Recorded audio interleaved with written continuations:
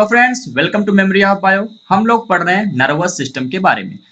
ये हमारा second last class और थर्ड लास्ट क्लास होगा। इसके बाद हमारा नर्वस सिस्टम खत्म हो जाएगा। फिर हम लोग स्टार्ट करेंगे प्लांट मॉर्फोलॉजी को।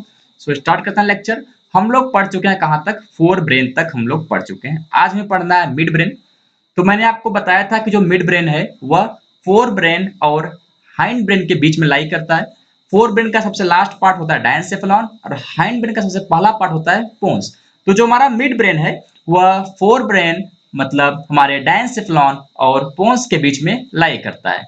तो आप ग्रीन रंग का ये स्ट्रक्चर देख सकते हैं। तो ये हमारा हो गया मिड ब्रेन। देखिए, हमें पता है कि मिड ब्रेन भी हमारे ब्रेन स्टेम का एक पार्ट है। तो ब्रेन स्टेम है तो वह थोड़ा सा सिलेंड्रिकल होगा, तो मिड ब्रेन भी थोड़ा सा सिलेंड्रिकल होता है। इस बात को ध्यान रखते हुए मैं आपको एक चीज समझाता हूँ, आप ध्यान दीजिएगा कि देखिए, जो ये स्ट्रक्चर दिखाई दे रहा है, समझिए आपको आपकी मिड ब्रेन के टॉप व्यू से आप इसे देख रहे हैं। तो कोई भी सिलेंडर को अगर ऊपर से देखते हैं आप तो थोड़ा सर्कल फॉर्म में दिखाई देता है। तो यह समझिए वही मिड ब्रेन का ऊपर से हम लोग देख रहे हैं। तो जब हम मिड ब्रेन को ऊपर से देखते हैं तो बीच में एक हॉलो स्ट्रक्चर दिखाई देता है, एक डक्ट के फॉर्म में स्ट्रक्चर दिखाई देता है जिसको हम लोग बोलते हैं एक्वाडक्ट ऑफ द सेल्वियस। क्या बोलते हैं? Aqueduct of the Sylvius. तो ये स्ट्रक्चर जो है वो क्या है? Aqueduct of the Sylvius. देखिए, हम जब मिड ब्रेन को देख रहे हैं ऊपर से तो उसके दो पार्ट हो गए, मतलब एक वेंट्रल, एक आगे वाला, एक एंटीरियर पार्ट होगा, एक पीछे वाला जो कि पोस्टीरियर हम लोग डोर्सल पार्ट बोल सकते हैं। तो वेंट्रल पार्ट आपका ये वाला पोर्शन जो है, जो सामने से दिखाई दे रहा है, ये वाला पोर्शन वेंट्रल पार्ट है और जो ऊपर है वह डोर्सल पार्ट है। तो कुछ इस तरह से वेंट्रल डोर्सल होते हैं। मैं ये क्यों बोल रहा हूं? क्योंकि आपको कुछ स्ट्रक्चर ऐसे हैं जो स्पेसिफिक है, जो वेंट्रल पार्ट में ही प्रेजेंट है या जो डोर्सल पार्ट में ही प्रेजेंट है। तो मैं वेंट्रल बात करता हूं, एंटीरियर पार्ट में बात करता हूं। तो जो एंटीरियर पार्ट में मिड ब्रेन के दो लॉन्गिट्यूडनल मसल फाइबर जो कि माइलिनेटेड होते हैं, मतलब एंटीरियर पार्ट में टू माइलिनेटेड नर्व फाइबर पास करते हैं ऊपर से नीचे। मतलब आप अगर सिलेंड्रिकल फॉर्म में देखेंगे तो आपको केवल ये येलो रंग का पॉइंट दिखाई दे रहा है, लेकिन ये नीचे की तरफ अंदर तरफ गया हुआ है। इमेजिन कीजिएगा, अभी मैं डायग्राम्स भी आपको दिखाऊंगा। तो ये दो लॉन्गिट्यूडनल नर्व फाइबर पाए जाते हैं जो कि माइलिनेटेड होते हैं। आप देखिए, लिखा है यहाँ पे a canal called cerebral aqueduct और the aqueduct of the Sylvius pass through the mid brain, जो मैंने आपको व्हाइट रंग का दिखाया, ये वाला पार्ट जो मैंने आपको दिखाया व्हाइट रंग का। इसमें फिर आता है anterior part of midbrain contain two longitudinal myelinated nerve fiber called cerebral peduncles, crus cerebri और the crura cerebri। जो ये longitudinal माइल है फाइबर, इसका काम होता है कि यह लिम्स के मसल्स को मेंटेन करना, मतलब लिम्स के मसल को कंट्रोल करना। अभी हम आगे इसको और देखेंगे। तो ये डायग्राम्स आप देखिए, ये समझिए कि एक्चुअल मिड ब्रेन का स्ट्रक्चर है। तो सिलेंड्रिकल आपको दिखाई दे रहा है। जो बीच वाला पोर्शन है वो व्हाइट रंग का, जो बीच वाला पोर्शन है वह क्या है? वह एक्वाडक्ट है। ये वाला पोर्शन जो है एक्वाडक्ट है। मैंने बोला था एंटीरियर पार्ट में टू फाइबर्स होंगे, दो फाइबर्स जा रहे हैं नीचे की तरफ। ये क्या है? ये सेरेब्रल पेडुंकल्स हैं। और पीछे की तरफ आप नोट कीजिएगा कि पीछे की तरफ मतलब पोस्टीरियर पार्ट में या डोर्सल पार्ट में मिड ब्रेन के चार लोब प्रेजेंट होते हैं, फोर लोब प्रेजेंट होते हैं और इस लोब को बोलते हैं कॉलिक्यूलस। तो डोर्सल पार्ट में फोर कॉलिक्यूलस प्रेजेंट होते हैं, दो ऊपर होते हैं, दो नीचे, टू सुपीरियर, टू इंफीरियर।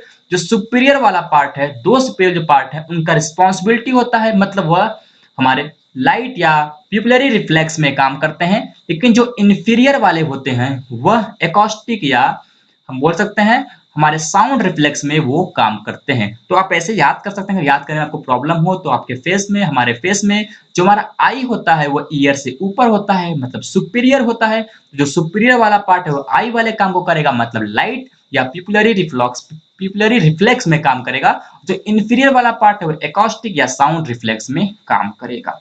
इन सभी चारों लोब्स को, जो मतलब ये फोर कॉलिक्यूलस है, इनको कलेक्टिवली हम लोग कॉर्पोरा क्वाड्रिसेमिया बोलते हैं, जो कि एक मैमेलियन कैरेक्टरिस्टिक है, जो कि एक मैमेलियन कैरेक्टरिस्टिक है। एक बार हम थ्योरी को देखते हैं। On the posterior part of the mid brain four spherical projection are found called colliculus और the optic lobe. Four colliculus are collectively called as the corpora quadrisemia, which is the mammalian character। फिर हम बात करते हैं function की mid brain की। तो first function इसका है कि यह विजुअल और टेक्टाइल ऑडिटरी इनपुट को इंटीग्रेट करता है, रिसीव भी करता है, रिसीव करके इंटीग्रेट करता है। मतलब जो देखते हैं, जो सुनते हैं, दोनों को मैचिंग करता है। जैसे हम टीवी देख रहे हैं तो टीवी हमें सुनना ही पड़ता है और देखना ही पड़ता है, दोनों को मैच करके हमें समझाता है वो। तो यह मिड ब्रेन का काम होता है कि वो विजुअल, टेक्टाइल और ऑडिटरी को एक साथ मर्ज करे। फिर बात करते हैं इसका काम कि जो मैंने बताया आपको इसकी स्क्रूरा सेरेब्राई है जो कि मसल्स ऑफ द लिम्ब को कंट्रोल करता है, और जो सुपीरियर और इंफीरियर कॉलिक्युलस है, सुपीरियर वाला पिपिलरी रिफ्लेक्स को और इंफीरियर वाला अकॉस्टिक रिफ्लेक्स को करता है मेंटेन। फिर हम बात करते हैं, देखिए हमारा मिड ब्रेन का पोर्शन खत्म हो गया, ये मोर देन सफिशिएंट है आपका।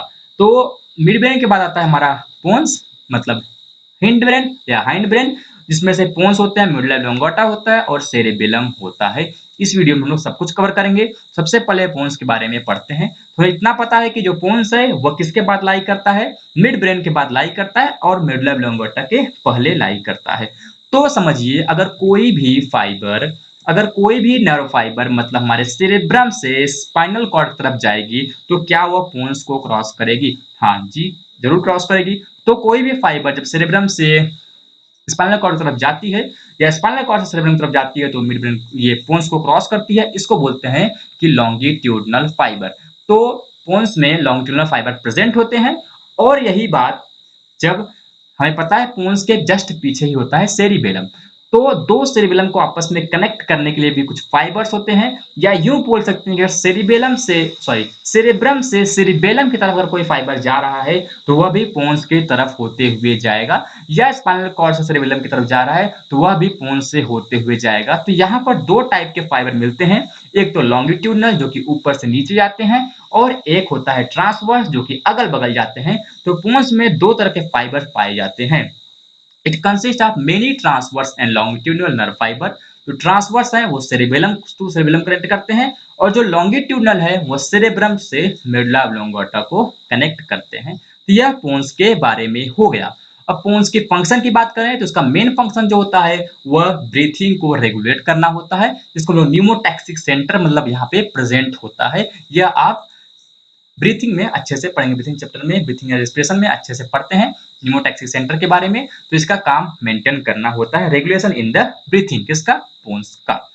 फिर हम इसके बाद बात करते हैं अपने सेरिबेलम का। तो हमें पता है, देखिए सेरिबेलम कहाँ पर होता है, पोन्स के जस्ट पीछे होता है। इसमें तीन लोब होते हैं, दो लेटरल होते हैं। जो लेटरल लोब है स्फेरिकल होते हैं, बड़े होते हैं, इसलिए इसको सेरिबेलर हेमिस्फीयर भी बोलते हैं। तो it consist of three lobe, two lateral और एक vermis. Both the lateral lobes become enlarged and spherical, so lateral lobes of cerebellum are called as the cerebellar hemisphere।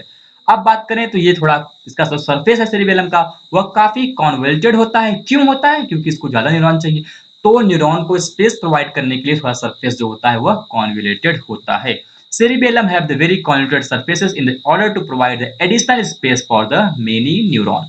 अब इनकी हम बात करते हैं व्हाइट और ग्रे मैटर के बारे में।